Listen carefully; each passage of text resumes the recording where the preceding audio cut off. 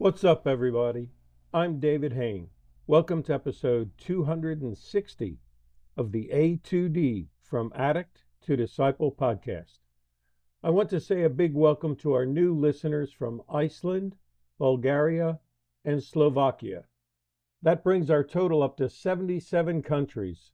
That's awesome, guys. I appreciate all of your support. If you enjoy this podcast, please like, subscribe, follow, and share the link with your friends, whatever country they live in. If you'd like to get our curriculum, you can get the paperback or ebook of From Ashes to Destiny on Amazon. Today's episode, number 260 of the A to D From Addict to Disciple podcast, is entitled A Moment of Clarity. This is going to be a group episode, so I'd like to give a big welcome to my friends in recovery from the U.S., South Africa, and Australia for their participation in this group. As before, I'll be keeping them anonymous, but I'll be saying their answers as if we're having a live group meeting. So guys, here's 3 phrases for today's podcast topic. Number 1, I feel like I got a death sentence. Number 2, I'm the weakest I've ever been. Number 3, time to learn what strength is. You got it, guys? Which one of those 3 phrases would you like to comment on in regard to your addiction, your hitting rock bottom, or your aha moment of clarity? Ben, you ready to start us off? Sure, David. I would have to say, really, for me, that all 3 combined work together as a perfect way to describe the way I felt on the 18th of September 2005, which was my aha moment. I definitely felt like I'd received a death sentence, was the weakest I'd ever been, and once God spoke to my heart through that preacher at the homeless shelter and revealed his great love toward me as my creator, I knew the next day when I woke up without withdrawals, which was a miracle, that it was time to learn what strength is. 18 years later, I'm still learning, and it is an ongoing, progressive classroom with the Lord. Wow, great testimony to start us off, Ben. I appreciate you sharing that. Charlie, which of these phrases do you identify with? David, for me, it's I felt like I got a death sentence. Early in recovery, I knew I couldn't drink. I really didn't want to, and it wasn't working anymore. About a year into recovery, they told me, now the real work begins. Still irritable, restless, and discontented, I felt like I should change my name to Can't Get Right. So I became suicidal again. I couldn't tell anyone because I didn't want to be a problem again. So for 6 more months, I felt like the only thing left to do was die. But the program of AA, church, and God sent friends that kept me alive, literally.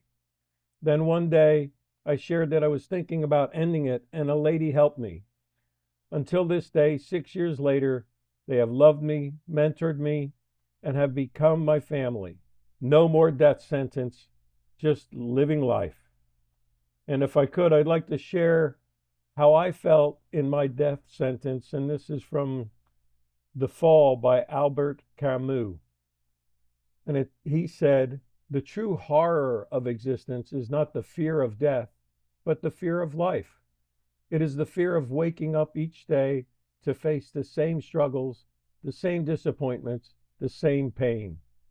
It is the fear that nothing will ever change, that you are trapped in a cycle of suffering that you cannot escape. And in that fear, there's a desperation, a longing for something, anything to break the monotony, to bring meaning to the endless repetition of days. Sure, that's really powerful. I appreciate that so much, Charlie. Thanks for sharing not only your own feelings, but those feelings from Albert Camus. Eddie, what do you think about this topic? David, for me, I'll pick the phrase time to learn what strength is, because that was a major turning point for me in my recovery. For a long time, I thought being strong meant handling everything on my own and never admitting weakness. I believed that asking for help was a failure and that being vulnerable made me weak. This mindset kept me isolated and deep in my addiction. But when I hit rock bottom, I realized I needed to change. The hardest part was admitting I couldn't do it alone anymore. The phrase, "time to learn what strength is," became a reminder that real strength wasn't about enduring alone, but about asking for support, facing the truth, and accepting help. The first time I reached out, it felt terrifying and humbling. I had to let go of the idea that I had to be perfect and strong on my own. But that moment of vulnerability was when I started to learn what true strength was.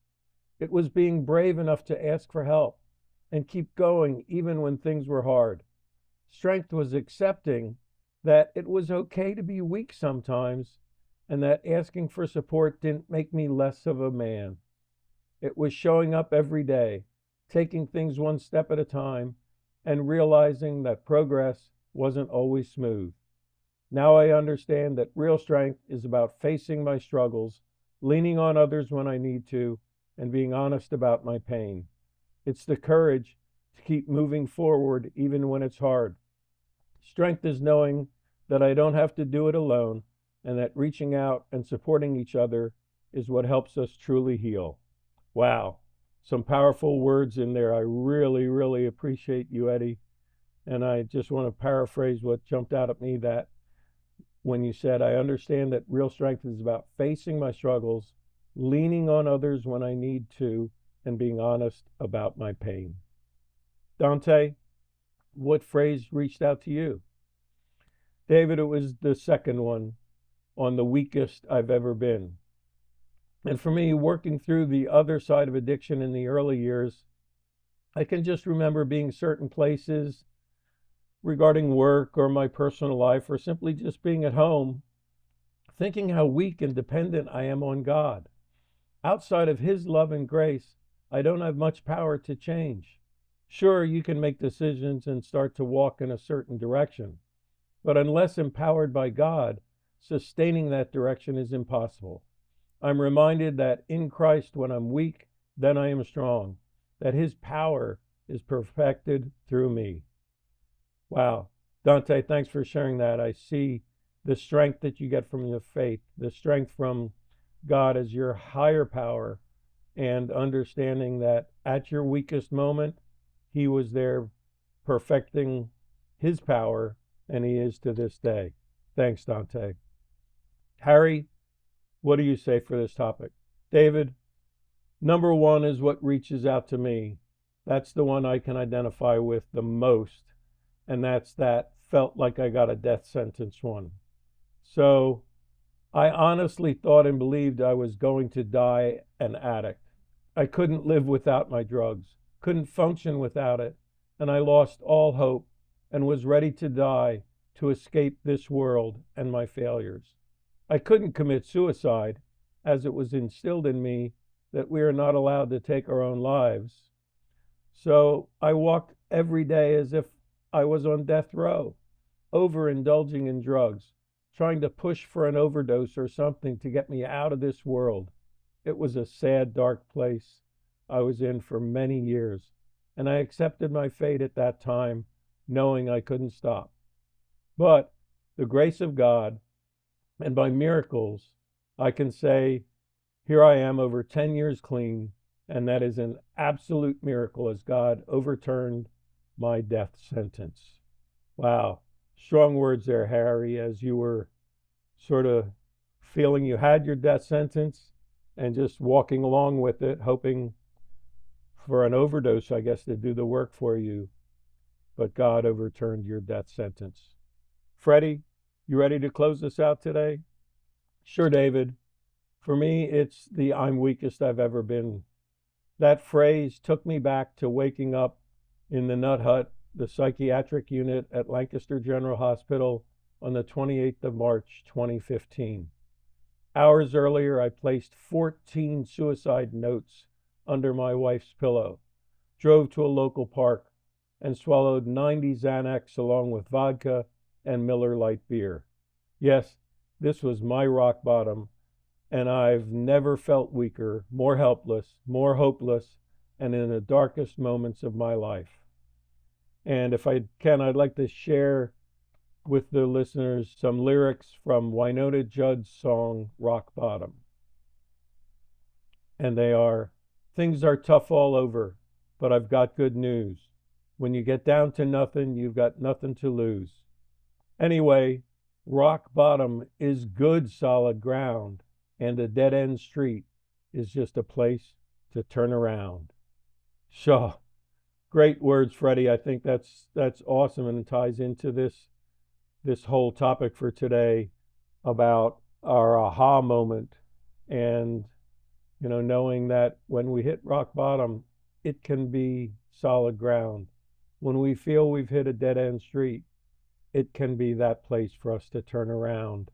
And by focusing on the wisdom that we got from you guys, I think all of us can see that we've got the ability to grab a hold of that aha moment as our moment of clarity.